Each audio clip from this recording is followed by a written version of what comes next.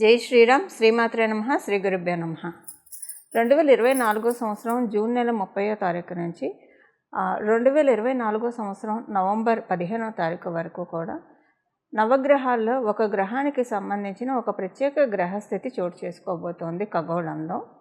ఆ ప్రత్యేక గ్రహస్థితి అందరి కర్మకారకుడైన శనీశ్వరుడు వల్ల ఏర్పడుతూ ఉంది. శనీశ్వరుడు వక్రిస్తూ ఉన్నాడు. 30వ తారీఖు నుంచి నవంబర్ 15వ తారీఖు వరకు వక్రగతిలో ఆయన ఉంటున్నాడు. వక్రగతిలో ఆయన ఉండడం వల్ల ద్వాదశ రాశుల వాళ్ళకి ఎలాంటి పరిణామాలు చోటు చేసుకోబోతున్నాయి? శుభ పరిణామాలు చోటు చేసుకోబోతున్నాయా, లేదా ఏదైనా విషయంలో జాగ్రత్తలు సూచిస్తుందా?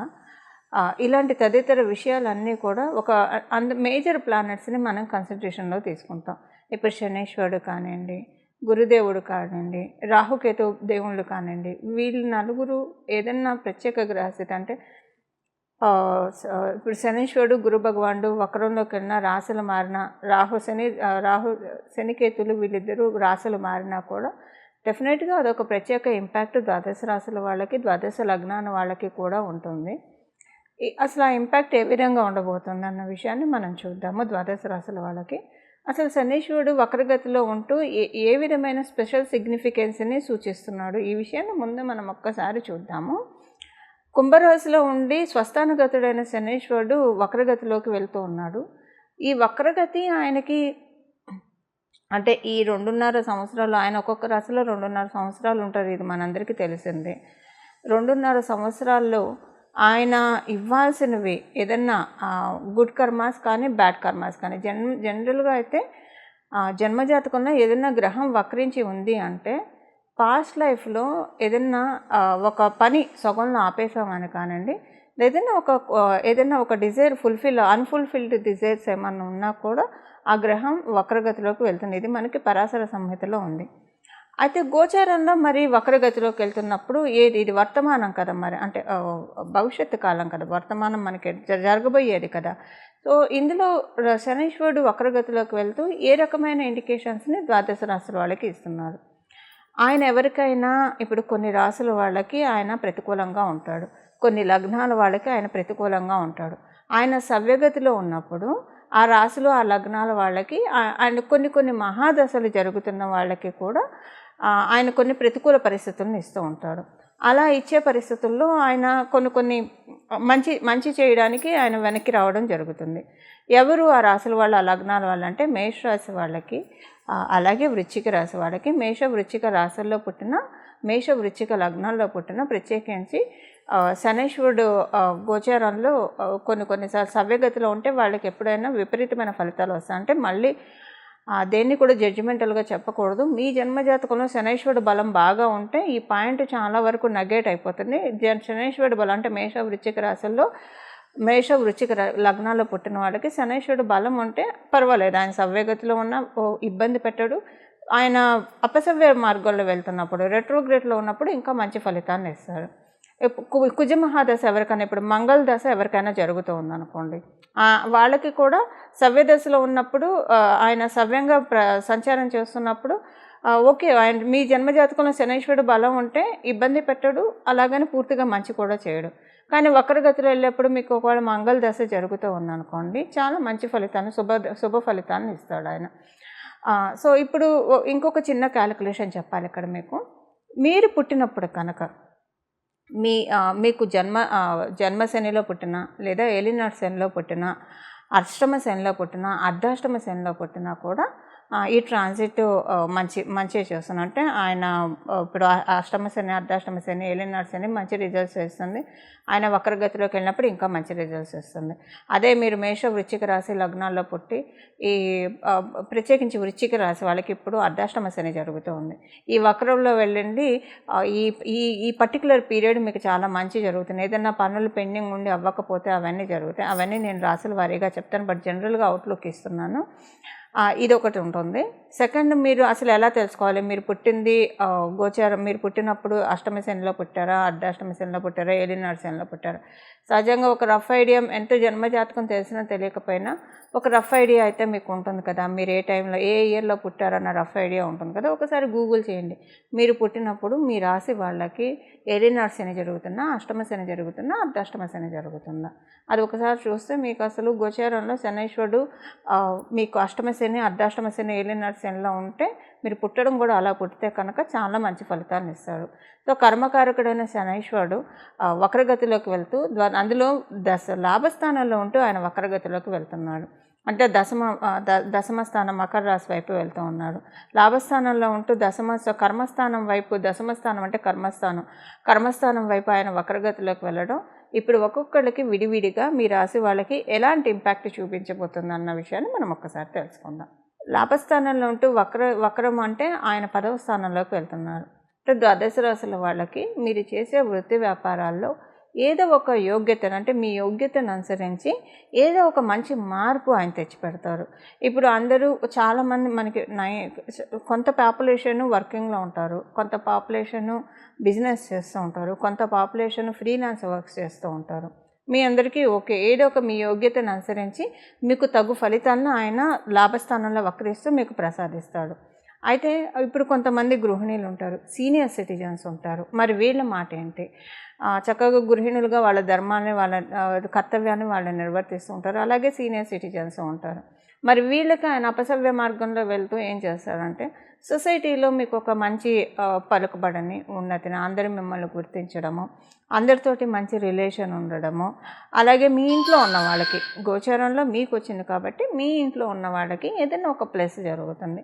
సో మీ ఇంట్లో ఉన్న వాళ్ళు, ఇప్పుడు సపోజ్ ఆడవాళ్ళు గృహిణులు అనుకోండి, మీ శ్రీవారు వర్కింగ్ అయితే వారికి కలిసి వస్తే మరి అవంతా మీకే కదండి, మీకు మీ పిల్లలకే కదా, సో మీ కుటుంబం వరకే కాబట్టి అలా మీకు సంతోషము, సౌభాగ్యము చేకూరుతుంది.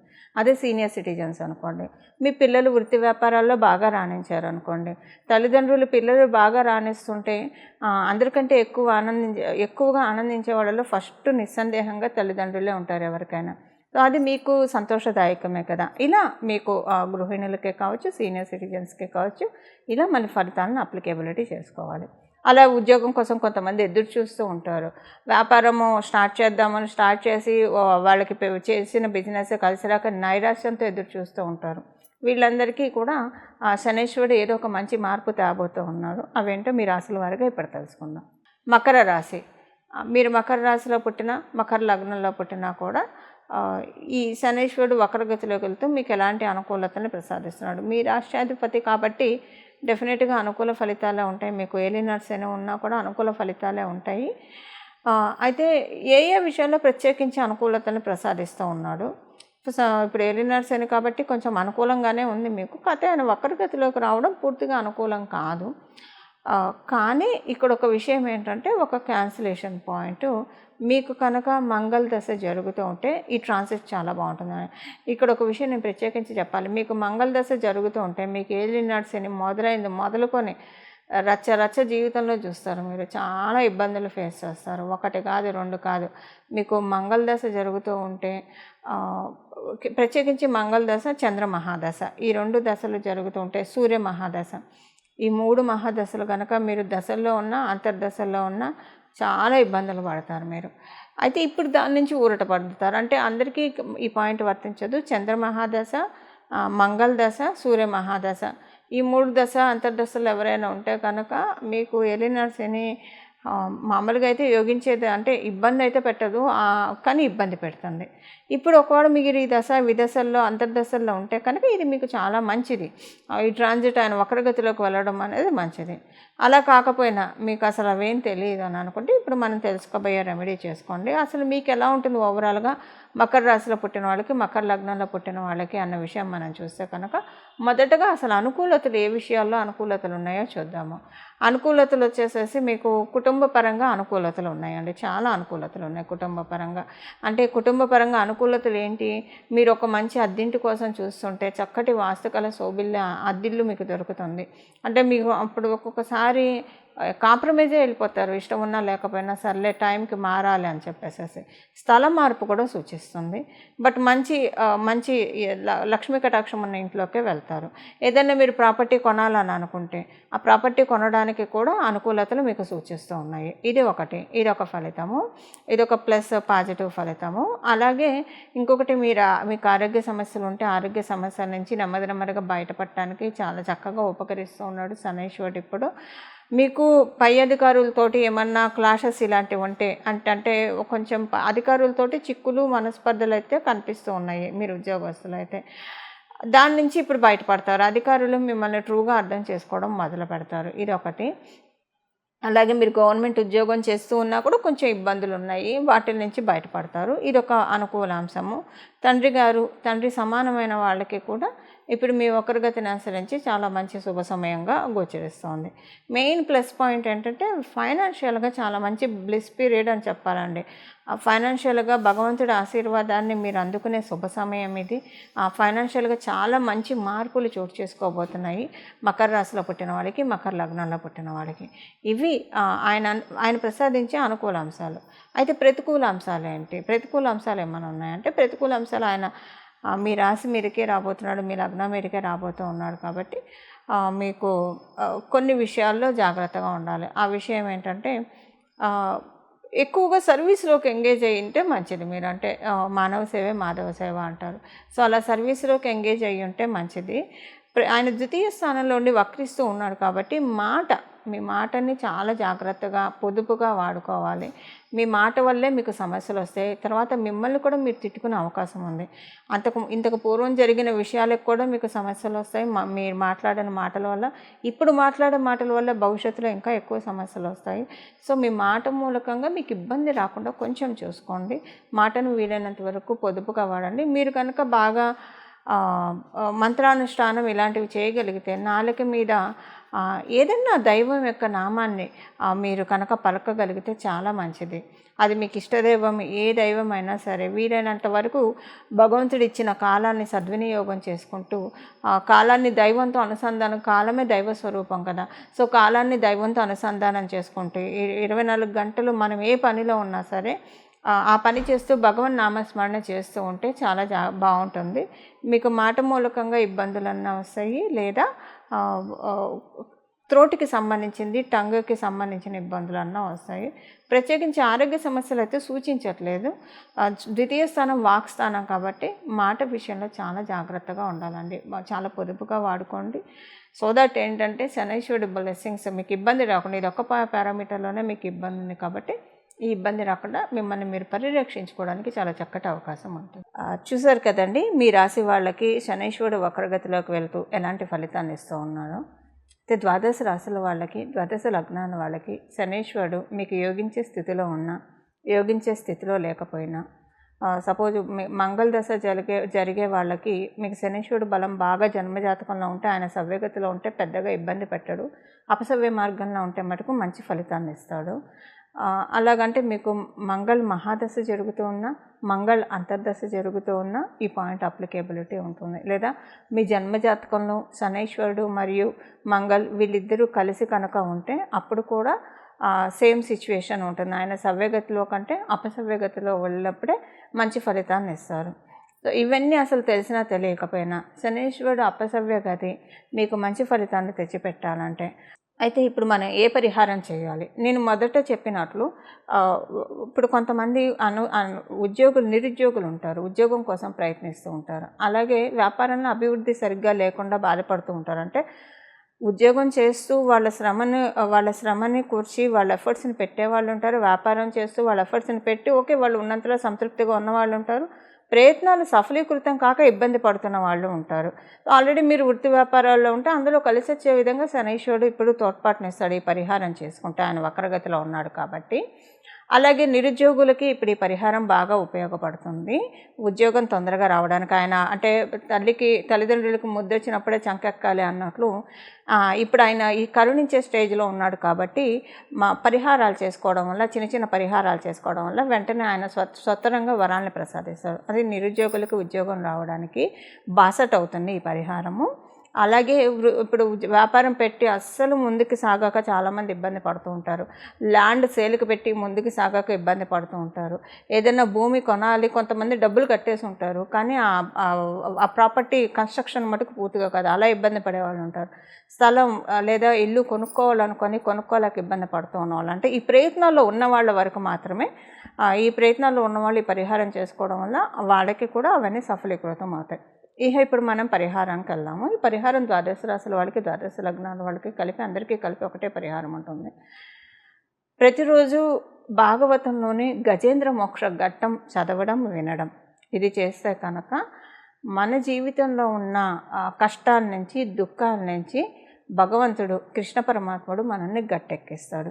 ఈ గజేంద్ర మోక్షము మీరు చదవడం, మీకు బాగా చదివే అలవాటు ఉన్న వాళ్ళైతే చదివేసుకోండి హాయిగా, లేదా వినడానికైనా ప్రయత్నించండి ప్రతిరోజు. కనీసం రోజు కుదరకపోయినా శనీశ్వరుడు వారమైన శనివారం అయినా సరే కనీసం వినడానికి ప్రయత్నించండి. ఈ ఆపర్చునిటీ అస్సలు ఎవ్వరూ మిస్ కాకండి. ఇది చాలా స్వల్పమైన రెమెడీ. భాగవతాన్ని చదవడం వల్ల పెచ్చు పుణ్యం వస్తుంది, బహులాభాలు ఉంటాయి, ఇది మనందరికీ తెలిసిన విషయమే. అందులో గజేంద్ర మోక్ష ఘట్టం వినడం వల్ల ఇందులో మీరు చేయాల్సిందల్లా మీ టైం కొంత కేటాయించాలి. మనకు అసలు భగవంతుడు సమయాన్ని ఇచ్చింది, ఈ జీవితాన్ని ఇచ్చిందే భగవంతుడు. మన పనులు మనం చేసుకుంటూ నిత్య దైనందిన జీవితంలో మన బ్రతికి, మన ఆహారానికి, మన జీవించడానికి కావాల్సినంత సంపాదించుకుంటూ రిమైనింగ్ టైం అంతా భగవంతుడి ధ్యానంలో గడపడానికే మనకి సమయం ఉన్నది. సమయాన్ని జాగ్రత్తగా యూటిలైజ్ చేసుకునే శనైశ్వరుడు డిసిప్లిన్ సూచిస్తాడు. సో ఎవరైతే టైం వేస్ట్ చేయకుండా ఉత్తగా, అంటే వ్యర్థ ప్రసంగాలతోటి లేదా చిట్ చాట్ తోటి ఇలా కాకుండా ప్రొడక్టివ్గా టైంని ఉపయోగించుకోవడానికి ప్రయత్నించండి. ప్రొడక్టివ్గా టైం ఉపయోగించుకోవడానికి ప్రయత్నించే వాళ్ళంటే శనీశ్వరుడికి బహుప్రీతులు అవుతారు. వాళ్ళని ఆయన ఇబ్బంది పెట్టాడు, ఎందుకంటే ఆయన క్రమశిక్షణ సూచిస్తాడు కాబట్టి. సో మీ టైం మీరు ఎంత క్వాలిటీగా, ఎంత ప్రొడక్టివ్గా యూజ్ చేసుకుంటున్నారో ఇది ఒక చెక్ పెట్టుకోండి. తర్వాత గజేంద్ర మోక్షం వినడానికి ప్రయత్నించండి ప్రతిరోజు కూడా. ఇలా గజేంద్ర మోక్షాన్ని వినడం వలన మీకు, అంటే ఏ విషయంలో అయితే నలిగిపోతూ ఉన్నారో ఆ విషయం నుంచి బయటకు వచ్చేస్తారు. అందులో ఇప్పుడు ఆయన కుంభరాశిలో ఉండి వక్రగతిలోకి వెళ్తున్నాడు. ఆయన కుంభరాశి నుంచి మీనరాశిలోకి వెళ్తే మళ్ళీ కుంభరాశిలోకి రావడానికి 30 సంవత్సరాలు పడుతుంది. సో ఇప్పుడు ఉన్నవాళ్ళు చాలా అదృష్టవంతులు అని చెప్పాలి. ఈ రెట్రోగ్రేషన్లో ఉన్నప్పుడు ఈ పరిహారం చేసుకోవడం వల్ల కనీసం ఇక్కడి నుంచి ఒక 6-7 సంవత్సరాల వరకు డోకా లేకుండా మంచి మార్పుల్ని కైవసం చేసుకోవడానికి డెఫినెట్గా గజేంద్ర మోక్షం ఉపయోగపడుతుంది. ఇలా గజేంద్ర మోక్షాన్ని మీరు ప్రతిరోజు చదవడం, వినడం, రోజు కుదరని వాళ్ళు కనీసం శనివారం పూట వినడానికైతే వితౌట్ ఎనీ ఫెయిల్ ప్రయత్నించండి. ఆ పెరుమాళ్ళ ఆశీస్సులు మీరు అందరూ అందుకుంటారని చెప్పి, తద్వారా అందుకోవాలని చెప్పి నేను కూడా ప్రార్థిస్తూ, మీ అందరి తరఫున వాసుదేవుని ప్రార్థిస్తూ, మంగళం. నమో భగవతే వాసుదేవాయ.